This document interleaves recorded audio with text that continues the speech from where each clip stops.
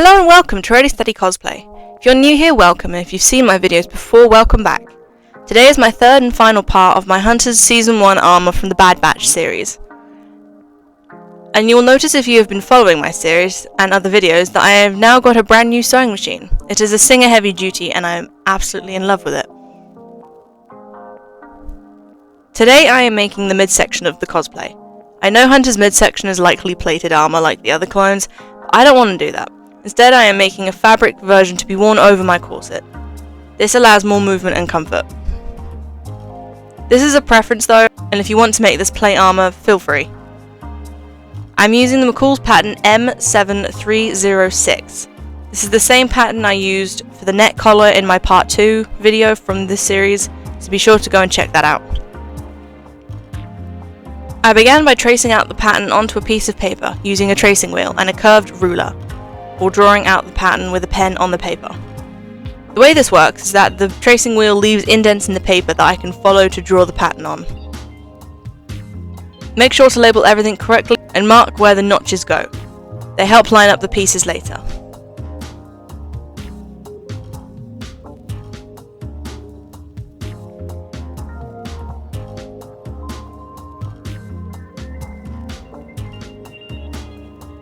After cutting out the pieces, I traced them onto a plain white cotton fabric to create the mock-up.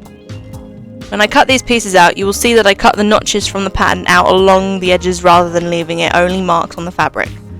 I have never done this method before, but it definitely made pinning everything easier later because I could see the notches on the outside.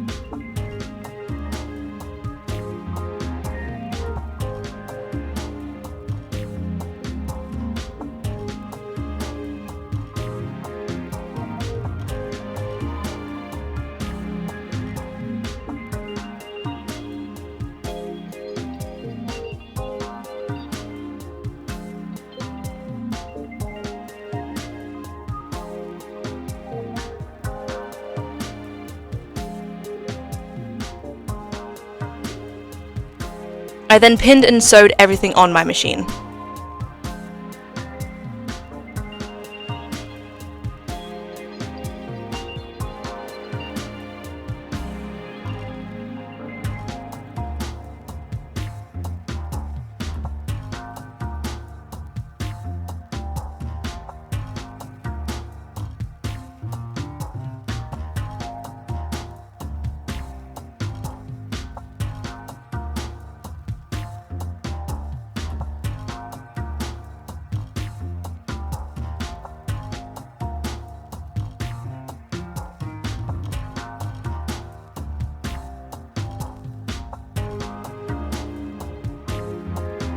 I then tried it on and pinned it to my body shape more.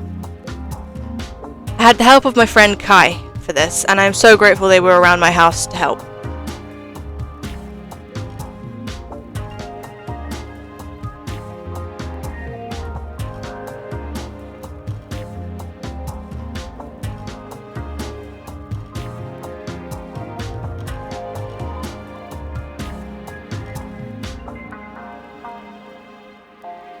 I then cut up the mock-up and remade it entirely with corrections and adjustments. I did the same as before, tracing it with the tailor's chalk and cutting it out. I also did the same with the actual fabric. A dark blue-black polyester blend, the same fabric I used for the undercollar in part 2.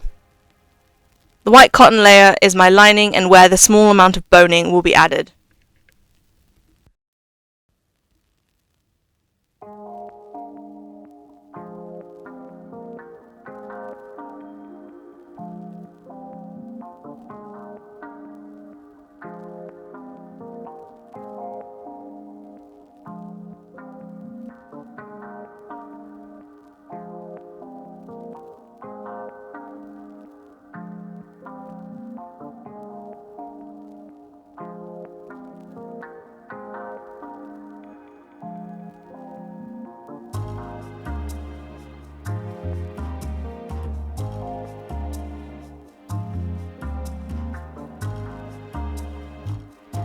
I then sewed all of the pieces together, keeping the layers separate for now.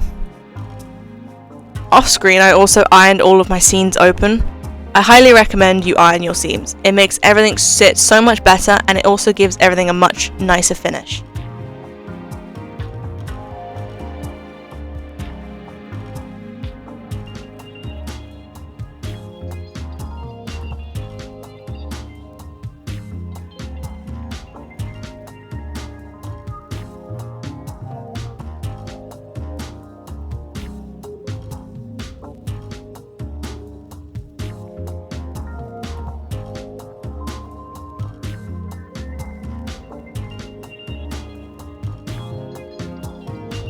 I use ribbon for the boning channels and a zipper foot to sew them down to make the channels as accurate to the size of the boning as possible.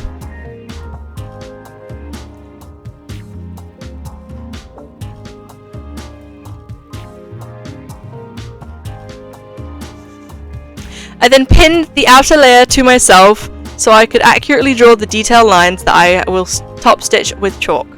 I made up the back half of this since the only images I could find of him didn't have any detailing on the back of his midsection.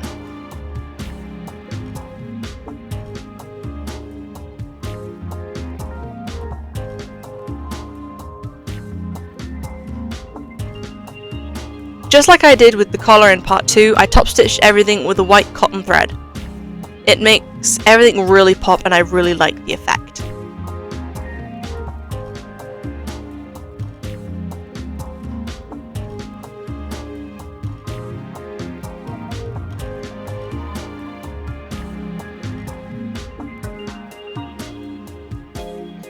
Next, I layered the inner and outer layers on top of each other, right sides together, and pinned them along the top and bottom edges before sewing it.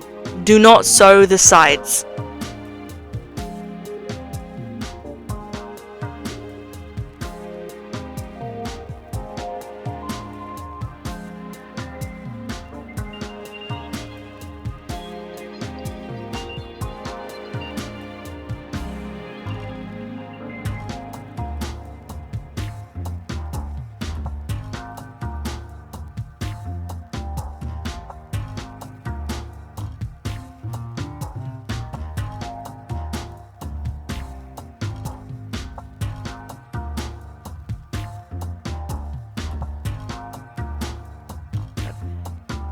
I trimmed the edges to make them even before turning it through and sewing the edges down.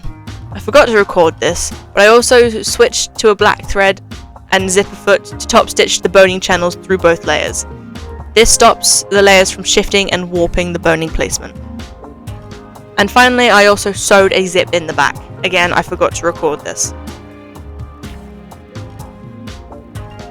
And that is it. I did a final try on and I loved how it turned out. It fits me really well and I love how accurate it is to the character. I hope you enjoyed this video, and if you want to see more, then subscribe and hit that bell for notifications and go check out my other videos.